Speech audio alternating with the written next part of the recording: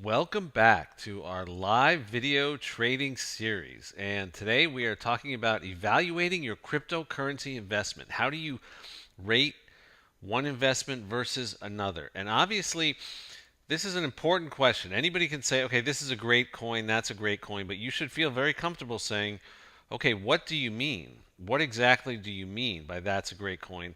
And how can I compare it to other coins? So, when you're looking at a cryptocurrency investment, obviously relative price performance is important, and I would encourage you to build your own categories. This is my category of micro payments, fast payments. Bitcoin Cash, Dash, and Litecoin all compete for speed of payment with Bitcoin, and obviously Bitcoin is very slow. So this is a problem.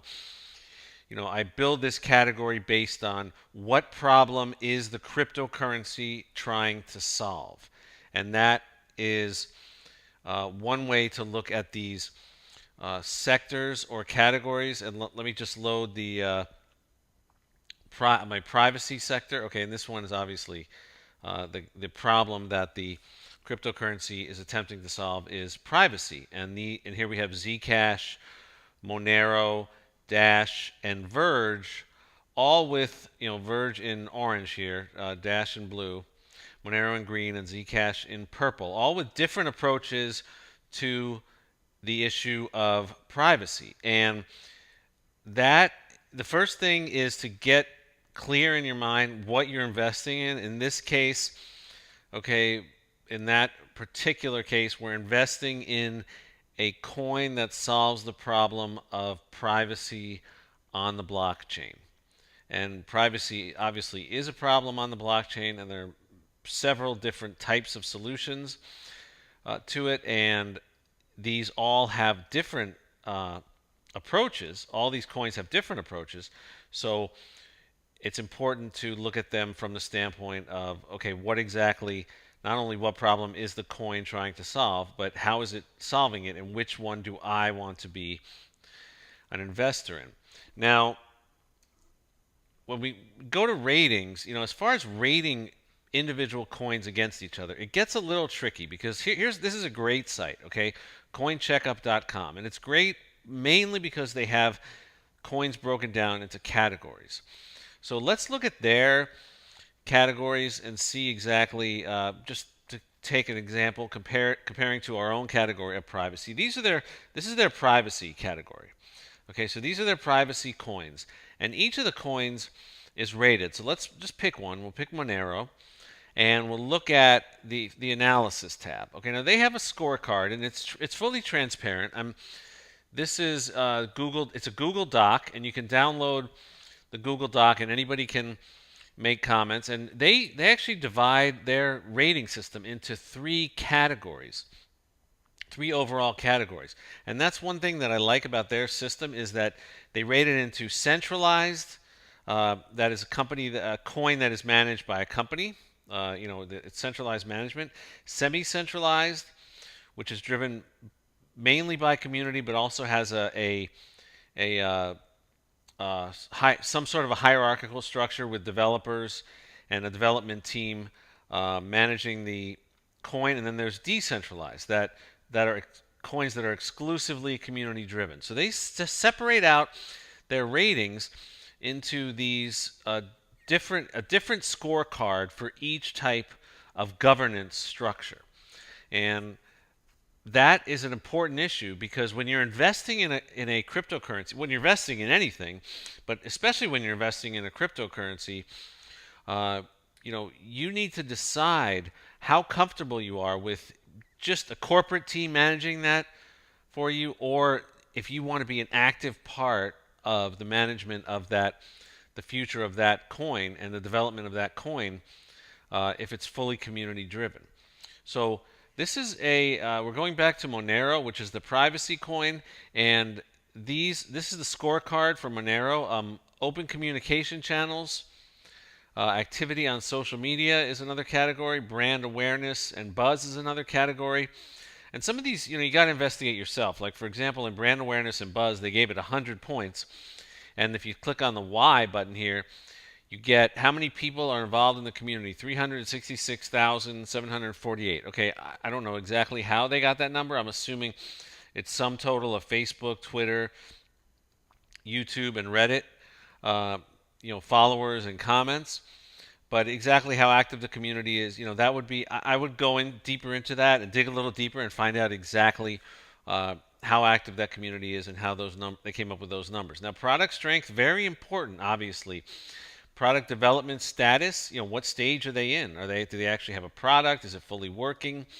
Is it a prototype? Is it a demo? Is it just an idea, or is it not even is it not even knowable? Do they have a roadmap? Is the roadmap up to date? How long has it been around? And have they published a white paper? Okay, now this is another one that you need to investigate yourself. Coin strength. Okay, transactions per second. Now that's an important. Obviously, it's an important issue. Speed. Okay, and what they're giving is 1,700 transactions per second for Monero, and this is also coin emission rate. Now they're not always comparing apples to apples in these situations. Okay, now why do I say that? Because transactions per second, as an example, Bitcoin and Bitcoin Cash are mined. So the number of transactions per second is limited by the hash rate. It's limited by the rate at which miners will bundle transactions into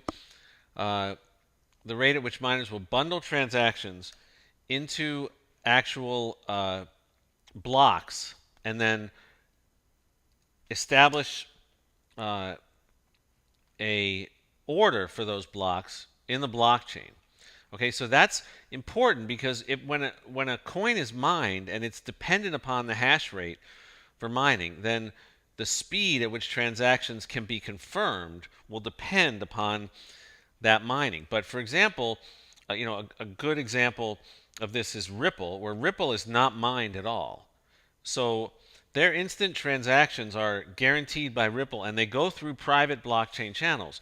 So as an example, Ripple might have instant transactions, and they're usually quoted as thousands of transactions per second as compared to Bitcoin's only 7 transactions per second.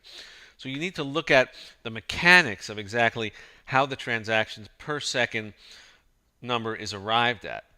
Also, market capitalization is important, and this is a heat map from Yahoo looking at the market capitalization of the different coins. And if you were to look at this, and let's correlate this with our privacy category. Okay, our privacy category, which is Dash, Verge, Zcash, and Monero. For now, we're looking at these 4 coins.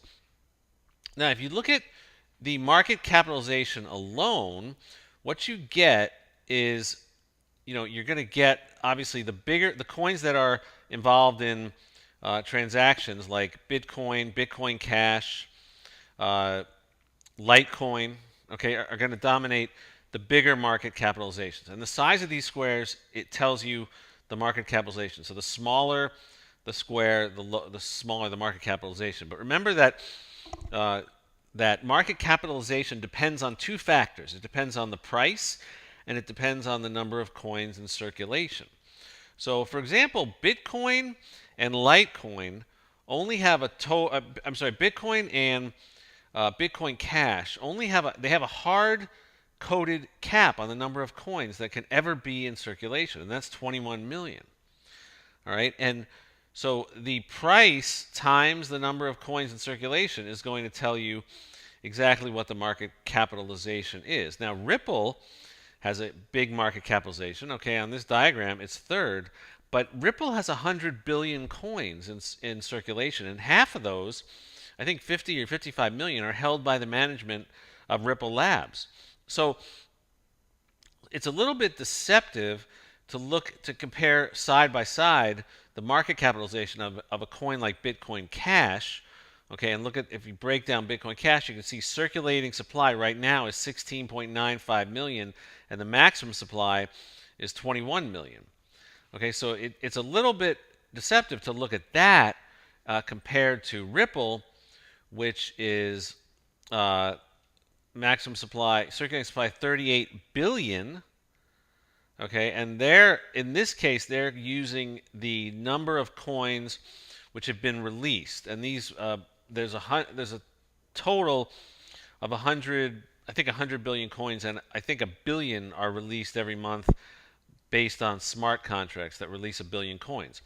So there's a big difference between coins that are mined with a hard cap on the number that can be mined and coins that are arbitrarily, essentially arbitrarily put into a situation because the Ripple management could decide to sell all their coins or they could decide to buy up more coins. So if we zoom in and we look at let's look at the privacy sector that we were looking at on the charts. Okay, here is Zcash, all right, is over here, and so it's got the largest capitalization of the strictly privacy coins that we were looking at before. Verge over here at 973 million, Zcash at 1.29 billion, and Monero with the biggest. Where's XMR? Here it is. XMR 4 billion. So XMR is beating out Zcash and Verge. Okay, so Verge is just under a billion. Zcash is over here at 1.29 billion, and Monero is 4 billion. So you can see there's a pretty big difference between them, and so does that mean Monero is the best privacy coin? Well, yes and no. I mean, it depends on how you look at it. Okay, Monero basically targets anonymity and privacy at the address level. So it uses stealth addresses, which are cryptographically private by default, and ring signatures, which group a transaction with hundreds of other transactions. So, and every time another transaction occurs, it's exponentially more difficult to trace back to the original transaction. And just to give you an idea of what that means, this was the let's see, here it is. This was the investigation into the Mt. Gox theft, where the Bitcoin addresses were followed through the blockchain. So, you can't really hide on the blockchain. You can make your public address, the link to your private key is encrypted, so nobody knows, for example, this E1, who exactly that is, but you can see that coins that were stolen in the Mt. Gox theft flowed to B1, and then they flowed to E1, and eventually you can follow these coins through public addresses, just through knowing the public addresses, and eventually they were able to figure out who some of these people were just by following the coins as they flowed through the public addresses. So privacy at the address level, is that the best solution? Well, it's one solution, okay, used by Monero. Now Zcash uses the zero coin protocol. So this is a different type of protocol where you can actually, when a transaction occurs, this first top picture is an example of a Bitcoin transaction. This is what I was showing you on the investigation. This is the security firm that investigated the Mt. Gox theft. On their investigation, what they were able to do is follow the thread of these coins through the blockchain using public addresses that nobody knows what individual identity this public address links to, but with enough metadata about the amounts, the times, and the coins themselves, because the coins themselves are traceable through the blockchain, it's possible to construct a significant compilation of metadata that can give you an idea of who these people are. And this shows that on a normal blockchain, like a Bitcoin blockchain, there really is no privacy. Okay, there really is no such thing as privacy. It's actually not private. It's actually if you look at what Bitcoin actually is, it's anonymous but not private. Okay, so the Bitcoin address is each time a transaction occurs, the ownership of the end of a string of transactions is transferred from one owner to another. And that transaction must be signed with a signature that is made up of the public key of the initial owner and the private key of the new owner, and then that is then transferred to another new owner using a public key and a private key. And so the public key is visible to anybody, but nobody can see who that private key links to. And think of it like a fingerprint reader on an actual key. If you needed to use your actual finger to activate this private key, then you'd be the only one who could link yourself, your personal identity, to this public key. And that's exactly how public keys on the blockchain work. But the downside of that is everyone can see every transaction and follow the chain of transactions back. So even if they don't know who these people are, Jane sends to Fred, Fred sends to Alice, Alice sends to Bob. Even if you don't know that this is Fred, Alice, Jane, and Bob, you can actually know that this is an address and it's linked to, and you don't know that it's linked to Jane, but then it goes to this address, and you can actually, if you knew one of these people, you could trace back and see how much was being transferred to them. As an example of how this works, imagine if you paid your rent in Bitcoin. Okay, so let's say this gray shadow bar right here was your rent. Okay, and here's your landlord. Say that was E6, right? Now your landlord knows your public address is B1, so he could go back to B1 and see that you got that money from wherever you got it. In this case, on the diagram, it says Mt. Gox. But the point is that it's easy once you know an address to go back and figure out how much money is flowing to that address, and not only how much, but when and from whom. And you can eventually, as you can imagine, piece together quite a bit of information. So everyone can see every transaction on the blockchain, and that is an important point that the zero coin protocol eliminates. The zero coin protocol, this is a Bitcoin type blockchain where the coins just flow through and you can follow them. And this is a zero coin protocol setup where new coins are minted, and it's actually done through a zero knowledge proof. The Zcoin wallet has to show that it can mint new coins and that it has burnt the old coins, so that these coins are actually replaced with brand new coins on the blockchain that have no history at all.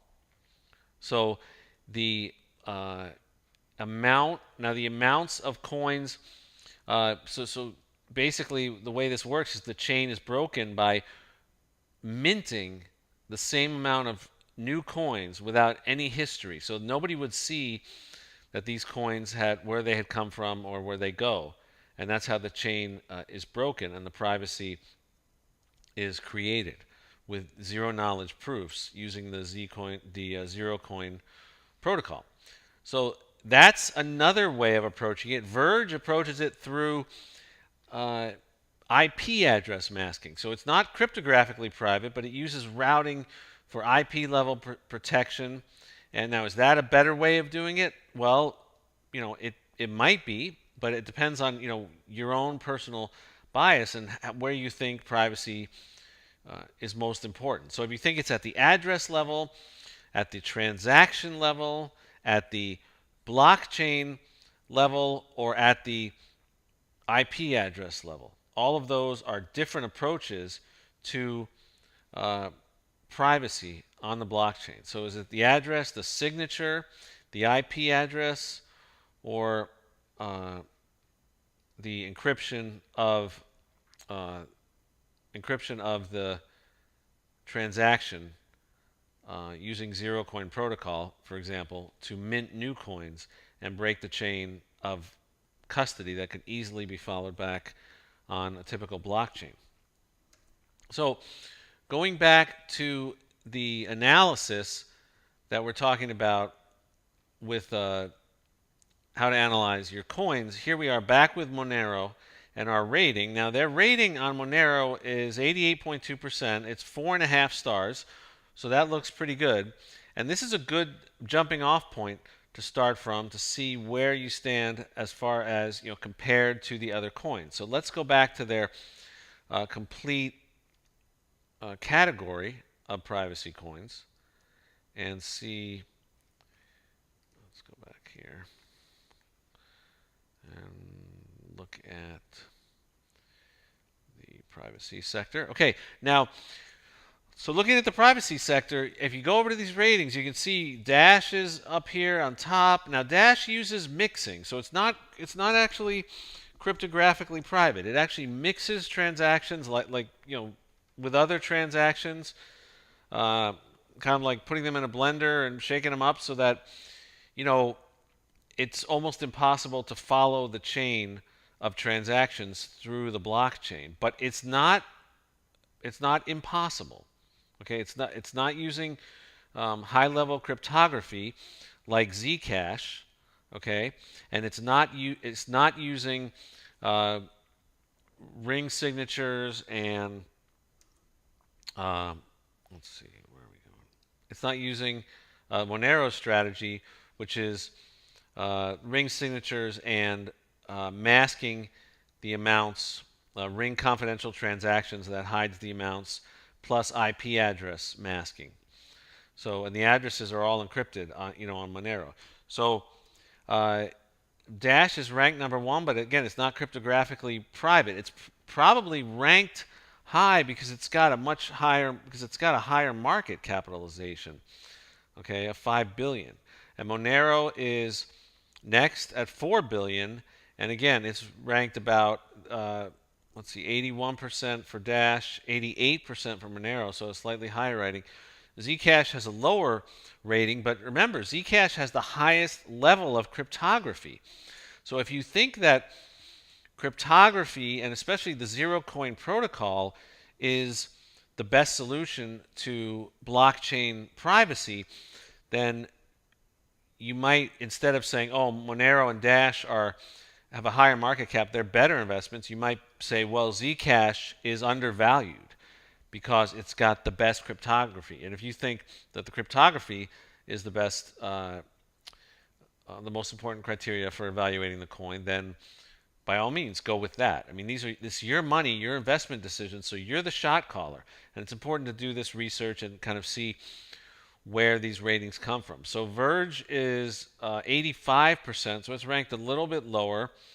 And again, with a market cap of just under $1 billion, so of the four, it's ranked last. But these are all pretty close, and then Monero and Dash leading the pack at 4 and 5 billion right now. So look at relative market cap, definitely. Look at, okay, so here is relative market cap, looking at Dash over here,